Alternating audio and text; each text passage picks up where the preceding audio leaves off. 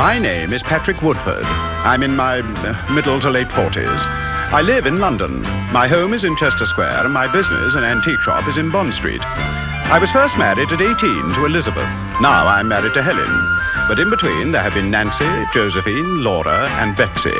Or did Betsy come before Laura? Well, it doesn't matter. I have 9 children, 2 or 3 grandchildren, and a Rolls-Royce motor car. And that's about all I can tell you about myself.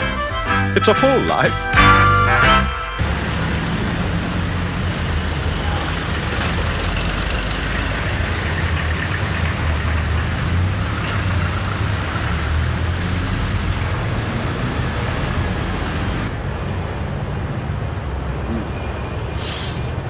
Gerald! Oh, Elizabeth. Oh, how lovely to see you. Well, how's Nancy? Well, we are going to a sticky pact, actually. Oh. Yes, I was a day late back from a conference in Brussels, and she'd heard I'd taken some woman out to dinner. Oh, dear. Ridiculous, really. Well, actually, I did fancy my boss's secretary, but he did too.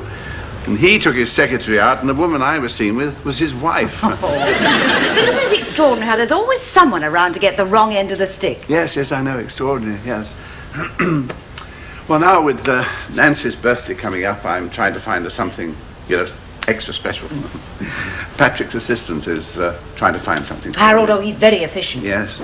I don't know if it's a done thing to ask one's wife, ex-husband, to recommend a present, really. I don't know, he's my ex-husband too, and I'm always popping in here if I'm in this area. Hello, Mrs. Woodford. Oh, hello, Harold. I'm sorry, sir, but we haven't anything extra special in the price range you mentioned. No, the cheapest article we had was a rather charming Georgian salt cellar, which Mr. Woodford himself bought for an old age pension, a friend of his.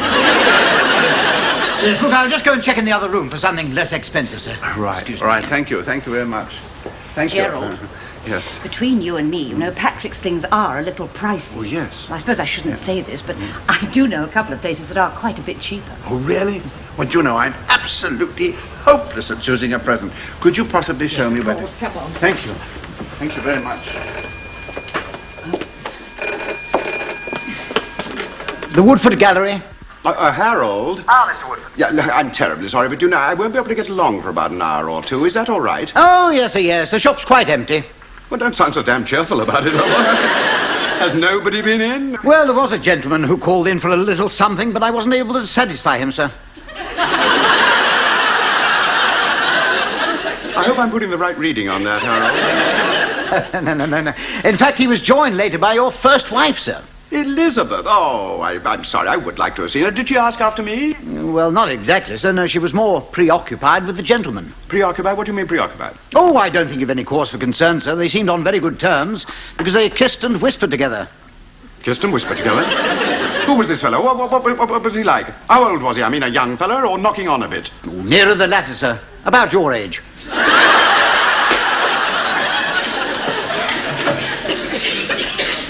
It is true, John. I mean, Elizabeth, my first wife, whom I was hoping, after I got rid of number 6, would become number 7, discovered practically having a ding-dong in my gallery. Oh, nonsense, Patrick. It is not nonsense. Harold said that they kissed and whispered together before they went out. Look, Elizabeth knows how you feel about her. Why on earth should she take the risk of Harold seeing her or of you walking in? Oh, I'm not saying that they planned it. They probably met there by accident.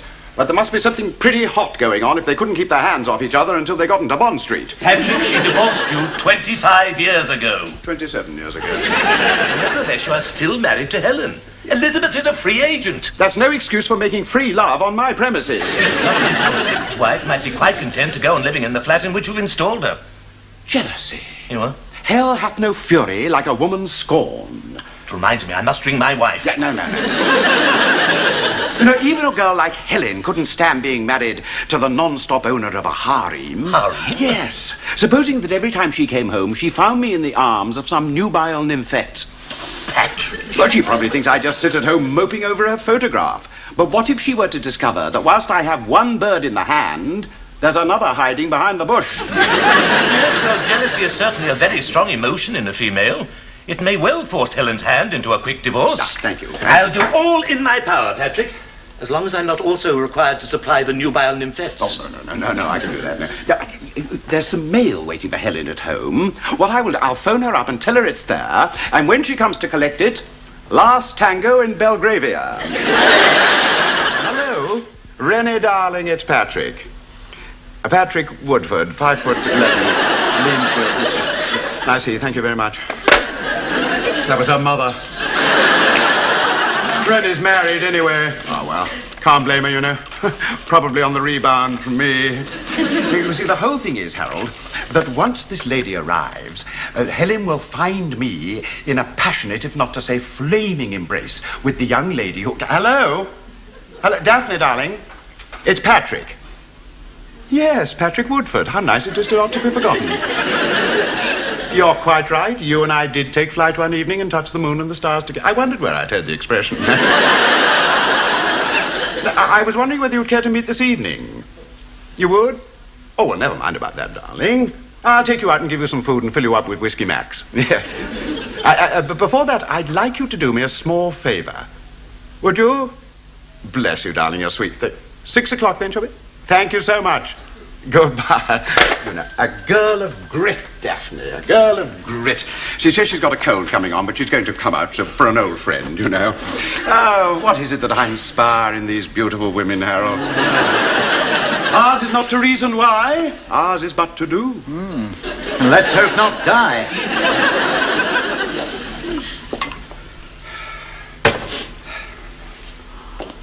I'll leave after I've admitted the lady, sir. Oh, thank you, Harold. Would you care for a snifter? Oh, I don't normally indulge her, but, you know, I think there is a slight cold bug going around, as your young lady said. A Whiskey Mac, old boy. There's nothing like it. Ah, thank you, sir. There we are. Let's hope it doesn't go to my head. Why, where would you prefer it to go? Oh, here's to that female viper, jealousy. Oh, good Lord, that must be Daphne. She's cutting it a bit fine, isn't she? Miss Peterson. That's right. Would you like to go straight through?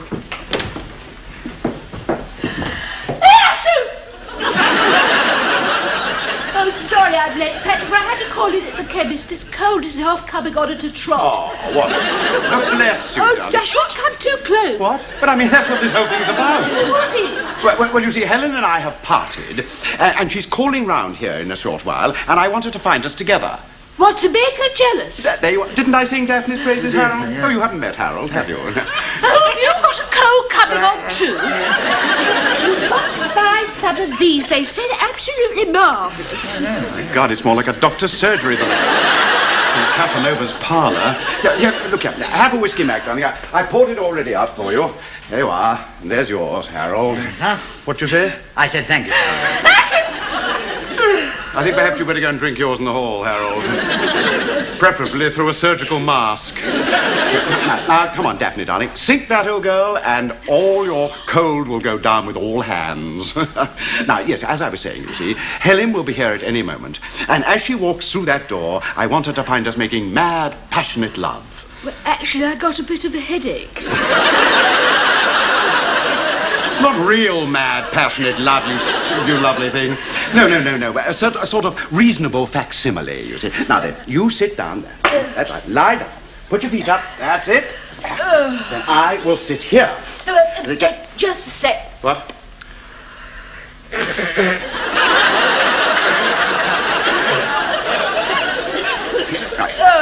All right, Pat. As I was saying, you get...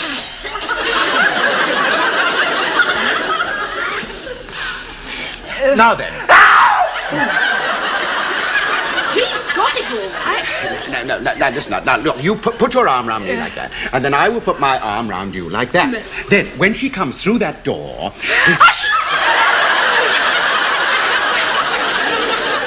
It's a bug, you do. There she is. Now, she's arrived. Now, come on. Now, show some fire. Well, that won't be difficult. My forehead's flaming. Never mind, darling. I'll take you out and give you something to eat afterwards. Well, I'm not allowed to eat after I've had one of these. Look, she'll be coming down the passage any minute now. Now, come along now.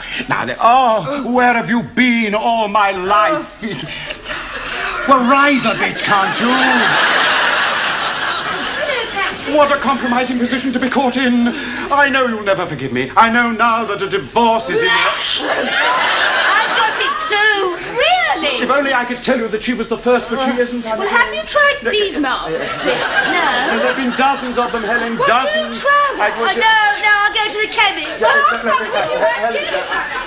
I think that it's disease. Well, leave that. How nice of you. Every day. Harold, do something!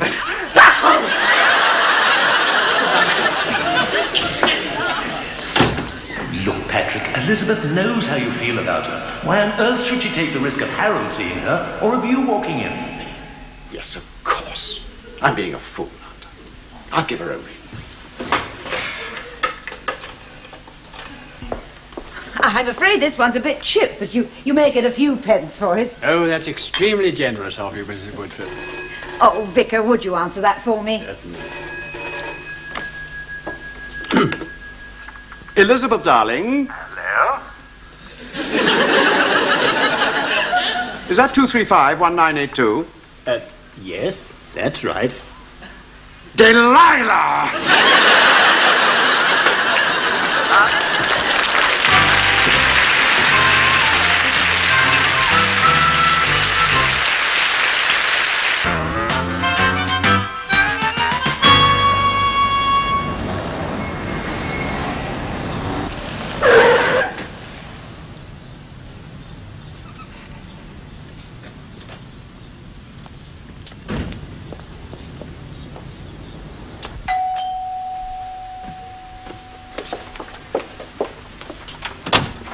Patrick! What?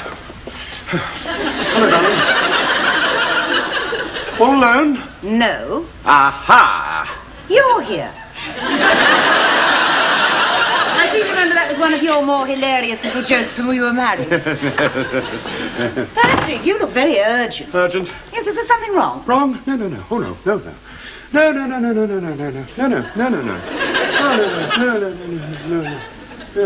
No, I was just passing, that's all. Yes, well, the sound of your brakes, you very nearly did pass. Patrick, there is something wrong. What? Well, I mean, you're still on your feet. Normally you flop into a chair and gasping for a pink gin. Pink gin? Oh, yes, I'd love that. Thank you, darling. Pink gin, yes, that'd be very nice. Thank you.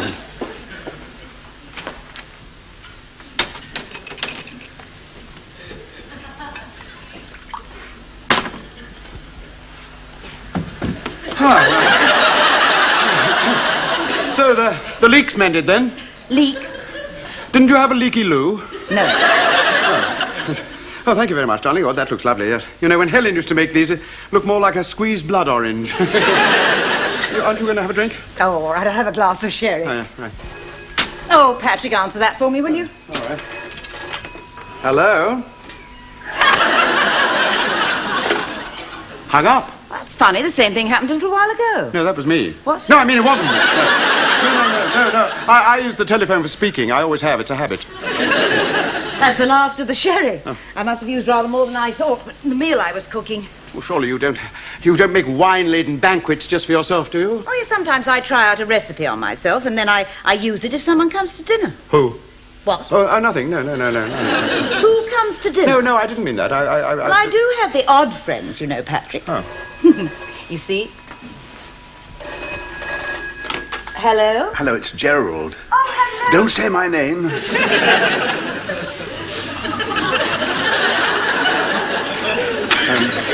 This is Patrick. Yes. Well, I called earlier on, and I thought it was his voice. I didn't want to speak to him in case he'd heard that I'd wandered into his gallery and just wandered out again. I'll call back later. How long? Well, I don't know.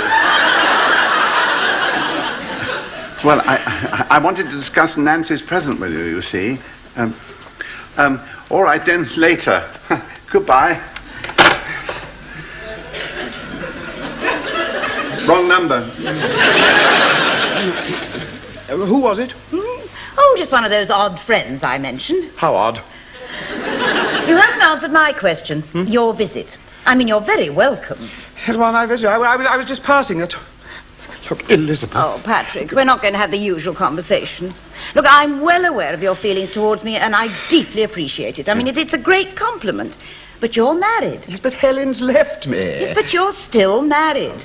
I know I'm being very old-fashioned about Well, I it, think but you are being old-fashioned about it, Elizabeth. I mean, why don't you remember the good times? I shall never forget them, When we Patrick. first met in Colchester, our marriage and our honeymoon, and the birth of our first child. Yes, well, I think you had a better time then than I did. I had to wet the baby's head, didn't I? All fathers wet the baby's head. But you'd never even seen the baby's head. You couldn't even remember what I was in hospital for. You asked me if my flu was better. That was just a joke. Yes, well, after 6 hours of labour, it didn't amuse me. All right, all right. If I am bringing up memories which mean a great deal to me, if apparently they don't mean a great deal to you, well, at any rate, we know where we stand. I shall not come back through this door until I am invited. I wasn't aware I sent out an invitation. Gerald, he's gone. What did you want me to do?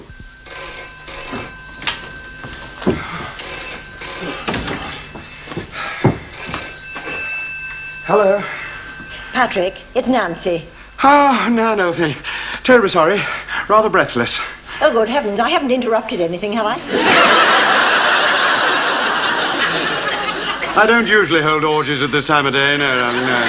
Well, even so, I wouldn't have bothered you, Patrick. Well, good heavens, what are ex-husbands for but to be bothered? Well, actually, it looks as if I might be heading for another ex-husband. You don't mean... But I think he's having an affair. No. He's just come in. I'll call you back in an hour. Wrong number. It is true. Elizabeth is meeting a man. He phones her every 10 minutes of the day. And in these days of inflated telephone charges, well, that's an admission of deep affection if ever I heard one. But what happened to the plan to make Helen jealous? Have you ever tried to make love to a girl with an inhaler stuck up her nose? Patrick, I'm a little confused. All I can tell you is that the bounder's name is Gerald. Gerald, can't you just picture it, eh? Pencil-thin moustache, greasy black hair, eyes too clear. And Nancy's just been on the phone to me. So? Nancy's married to Gerald. Nancy? My second wife, John. Good God, you organised the divorce. Surely my first wife can't be having an affair with my second wife's husband. I mean, it's not incest, but it's damned indecent. Patrick, I am going home. Well, off you go, boy. I must make a phone call. What a good thing you're going straight home, eh? You'll have the whole evening in which to ponder over my problem. Nancy, darling. Hello? Wrong number? Wrong number. Harold, you know you said earlier today that you saw Elizabeth whispering and kissing with a man in the gallery. Yes, sir? If you were to see that man again, would you recognize him? Oh, yes, I think so, sir. Is that the man? Yes, sir. Gerald. Oh, I see. That would be Mr. Grenville, your second wife, second husband. Thank you, Harold. Nancy, 1950 to 53. Yes, thank you, Harold.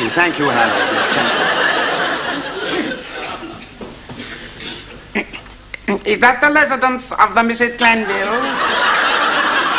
Hello, Patrick. Nancy, darling, Nancy, your fears were absolutely right. But worse than that, the lady that Gerald is apparently after is my Elizabeth. My darling. Well, look, I've got a plan at any rate. Supposing I invite Elizabeth to dinner tomorrow night, why don't you two come along as well, and then I will keep an eye on the lovers. And so will I. Nancy and Patrick. And now suddenly, out of the blue, he's asked us both to dinner. Both of you? Yes. I mean, Elizabeth, I don't need to have trouble spelled out for me, but tomorrow, I'm going to watch the two of them like a hawk. Mrs. Woodford is here, sir. Oh, am I the first? So it would appear. Do sit down. Thank you. What will you drink? Glass of sherry, please. Don't you find sherry rather liverish? Not unless my liver has been already jaundiced, one way or another. It's Nancy and Gerald tonight. Oh, but then, of course, you'd know that, wouldn't you? Would I? Well, surely Gerald would have told you. Oh, 2 ex-wives on the dot. Someone must be keen to see someone. Nancy, darling. Patrick. Oh, hello, Patrick. I'm afraid we're a bit early. Yes, I was just saying to Elizabeth, someone must be keen to see someone. What? Whiskey and sherry, I think, isn't it? Well, no need for introductions. Especially you and Elizabeth, Gerald. No. No. Well, Elizabeth, how are you? Oh, don't you know? Drinks. Well, happy days.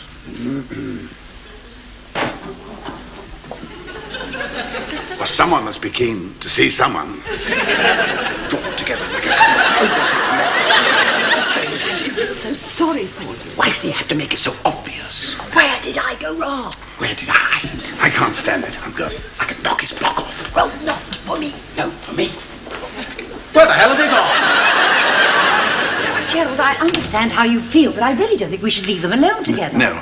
I can't bear to think of her touching him. The swine. I'm not standing for this. No, Gerald, no. Anything said or done in anger can only make things worse. Now, what could be worse than my wife and her ex-husband tasting forbidden fruit as though it was still on the open market?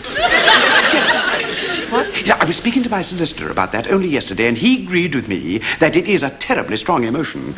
It might have worked here last night if there hadn't been 3 noses being blown in unison. I tell you what, Olga, why don't you and I show a little emotion ourselves? Conduct ourselves as though we're totally unaware of their behaviour. We might shame them with our thoroughly civilised behaviour. Yes. Look out, they're coming back. Quickly, come on. No. I simply can't remember when it last rained. Yes. Neither can I. Bit of notice. Well, they're worried about their sprinklers and window boxes, aren't they? They ought to be worried about us. I'm not standing for this any longer. Of all the crazy, ridiculous schemes. I beg your pardon. I mean it. Gerald, dignity, dignity. I'm only doing nothing just to please you. Oh, you're not. You're doing it to help yourself with Elizabeth. And you, I'm just trying to help you and Nancy. No.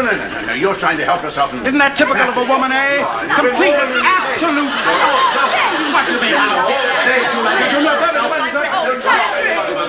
Oh, darling, I've been so worried about you. Well, worried about me? Yeah, well, I was only trying to make you jealous because of you and Elizabeth. Me and who? Meeting and phoning each other. But I was only helping him to choose your birthday present. Yes, of course. Yes, anyway, what about you and Patrick phoning each other? Well, we were worried about you two phoning each other. Oh, and to think we nearly ruined the whole evening. Oh, never mind. There's plenty left. Yes, and we'll make the very best of it, too. I'm so sorry, Nancy. Champagne. You see, it all began when Harold saw you and Elizabeth in Patrick's shop. Yes, but he was looking for your present. Yes, that's right. And Elizabeth remarked that some of the things in Patrick's shop were a bit pricey. Yes, so I said I'd take him some. A bit pricey. Oh, it's all right, Patrick. It really doesn't matter. It bloody well does matter. Did you have to say that? Well, I was only speaking the Allow me truth. to tell you that those pricey things are paying for these pricey drinks. Patrick, there is no need to lose your temper. I never lose my temper! Totally tactless. Well, look, I'm not made of money, in you know. future, just keep your mouth shut. Well, I'm not going to stay here and be insulted. Oh, don't you take my glass with you!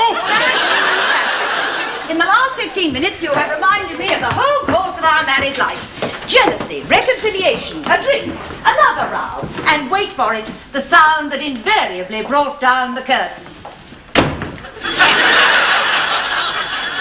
I knew you'd come. The central heating of the flats has failed. I'm sleeping here tonight. Bring me a hot whiskey and lemon, and you might save the price of the undertakers.